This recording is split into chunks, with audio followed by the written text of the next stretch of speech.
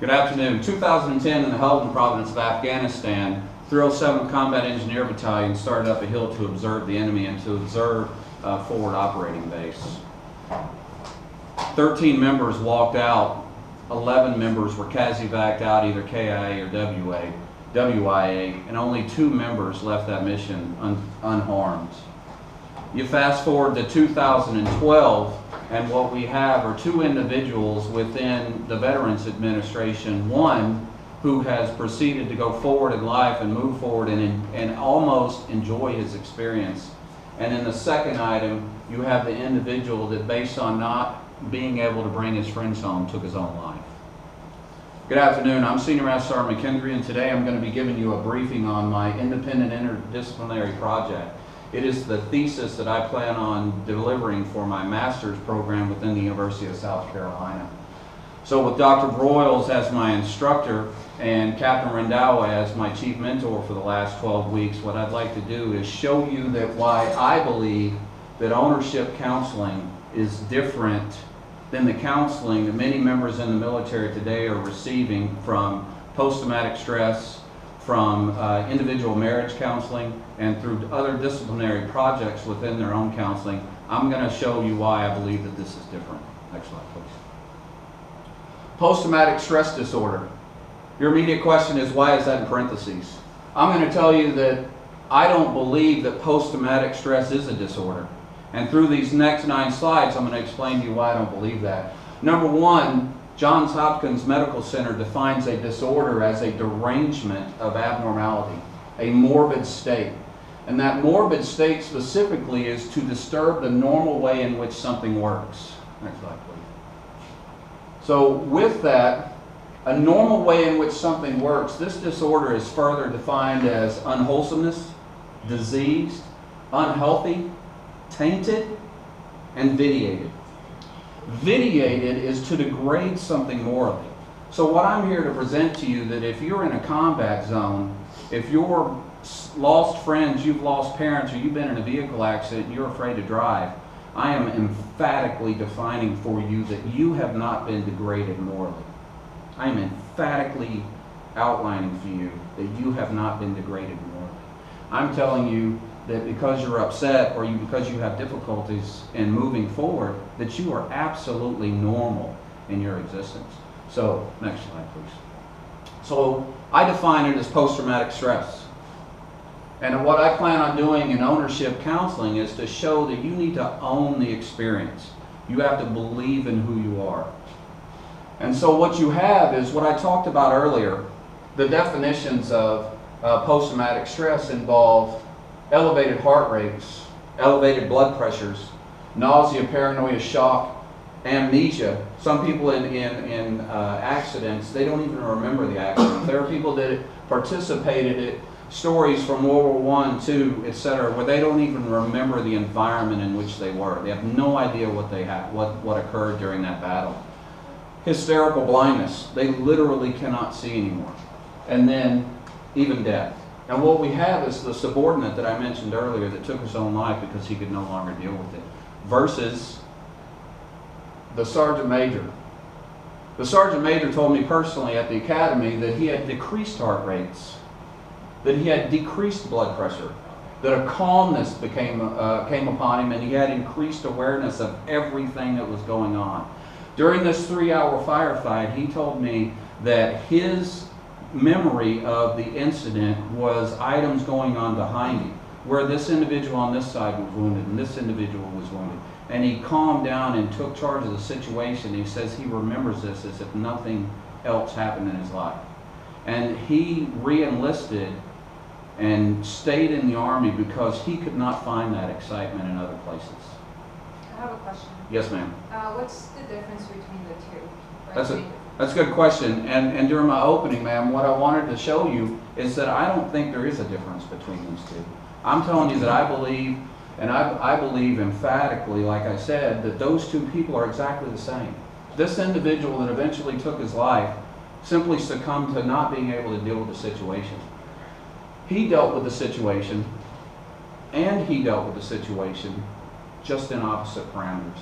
And what I would like to tell you is that in the next slide, as we move forward, one of the things that you have in the military, whether it's Air Force, Marines, etc., you have an airborne ranger who's supposed to be tough, supposed to be disciplined, supposed to have a desire to move forward and do and keep going.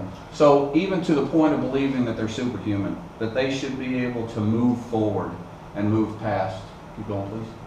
Heroic is another example. But then you move into another individual where everyone, especially senior non-commissioned or non-commissioned officers and leaders that are in this room, you absolutely know that you have defined an individual and we've defined them as lazy or chicken. Maybe they were afraid. Maybe out at night, out on the runway when it's 2 o'clock in the morning and you hear something from a distance, maybe you're nervous, maybe you're scared. And then finally, a horrible description as such as coward. And somebody who deals with a situation that maybe during a firefight they couldn't get out of their vehicle and they were afraid to move forward with the mission. And that person can be defined as chicken. What I'm letting you know is that these definitions, and it also goes to your question, ma'am, that these definitions right here are absolutely normal reactions to a fierce situation. Next, please. Keep going. Okay, what we have here is time machine. Time machine. And what you've got is, during the movie, in Back to the Future, they went back to the future to change a situation that happened to them. Well, this is fake. There is no time machine. There is no ability to go back and change your past. So your only option is to change your future. Your only option is to change the day. You know, it's the military with disciplinary action or an environment where we didn't fix the jet accordingly. Maybe in a with the Army in an offensive maneuver, maybe they made a mistake and someone got killed. You still have no choice but to go back and fix that. Or excuse me, you cannot go back and fix that. Your choice is to move forward. And so what ownership counseling number one is, and it is to embrace the lesson. You have to embrace the environment of your past.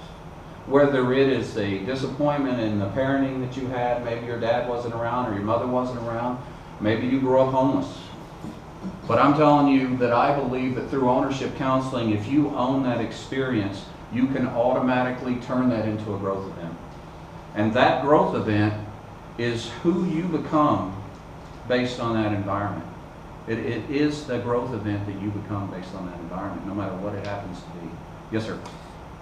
Sorry, McKendree, but what if I would not want to remember something as terrible as my parents dying? That's a great question. And the reason that's a great question is because we've been talking about the military. And ownership counseling, it is predominantly through the military because that's what I would like my degree to be in military family counseling. But in the question about your parents dying, if you're incapable of moving forward, you can't move forward. I know that sounds silly, but if you're incapable of moving forward and past this incident in your life, I will tell you that you're incapable of moving forward. And I know that's very cut and dried, but through a growth event, through turning a growth event, for instance, your question about not wanting to remember your parents passing away, if you've got the ability to help somebody else deal with the same thing that you dealt with, maybe one of your subordinates just lost a parent.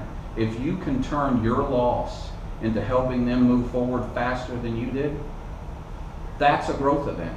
The growth event is being able to take something in your past, a scar in your past, and helping somebody move forward. And in the end, maybe that person is no more than you. Maybe that person is no more than you.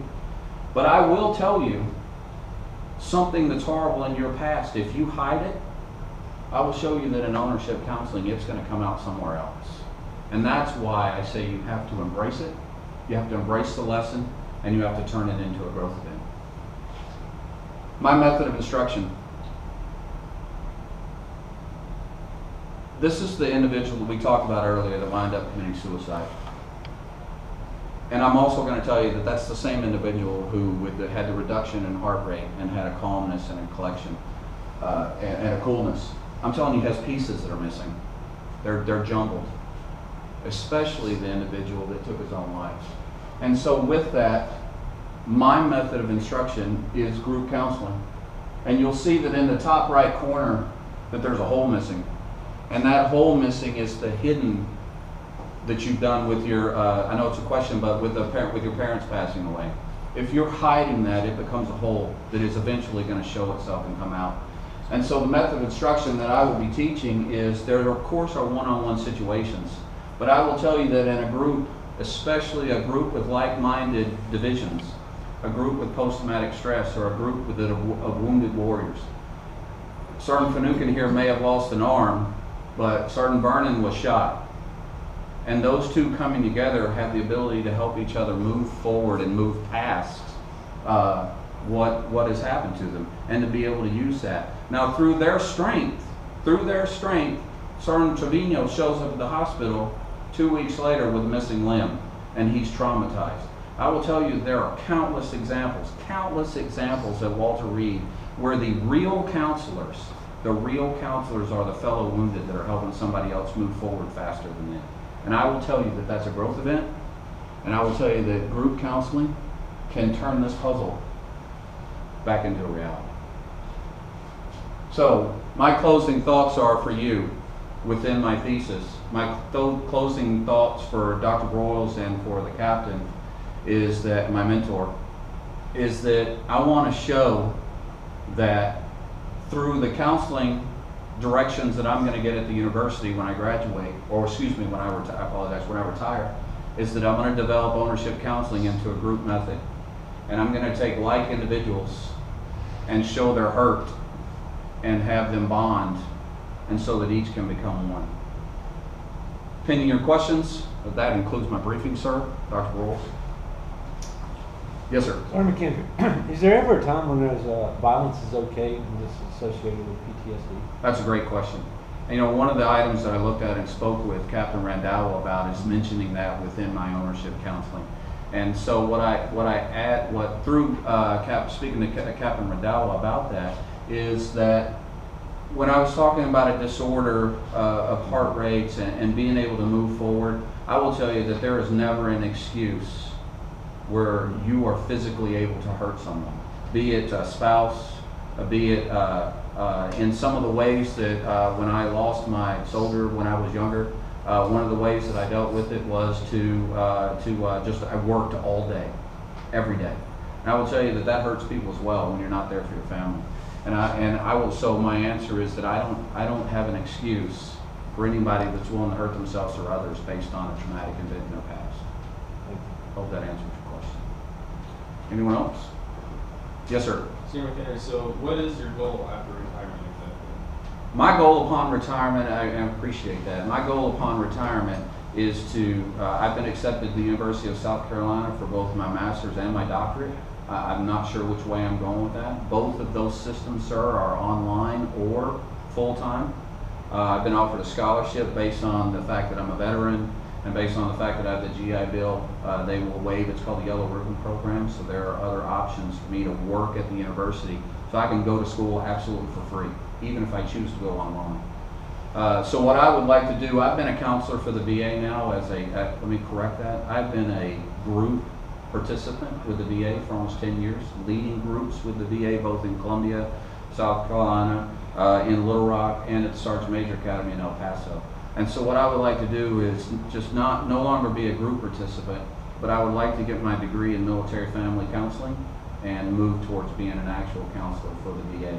Because I believe that the experience of 22 years in the military, the combat tours that I've had from extending from Bosnia to here, and the losses that I've experienced both in friendship and in trauma with other individuals, I believe that I'm the individual to move forward into a counseling environment. I believe that experience combined with knowledge is a direction that I'd like to go forward in. Thank you.